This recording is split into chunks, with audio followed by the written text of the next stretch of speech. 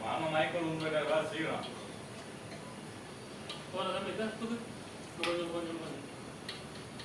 ಜಾಸ್ತಿ ಮಚ್ಚ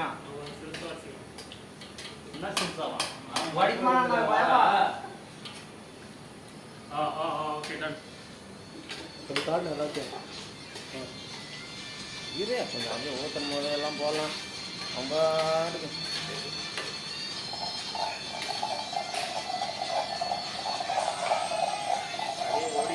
ஓடி ஆஃப் ஆயிடும் லாஸ்ட் போச்சு அதே நின்றுடும் மெயினாக பீஸ்ட்டு ரெண்டாவது பீஸ்ட்டு இது மூணாவது பீஸ்ட்டு இது நாலாவது லாஸ்ட்டாக எண்ணெயில் பொரிக்குது நெய்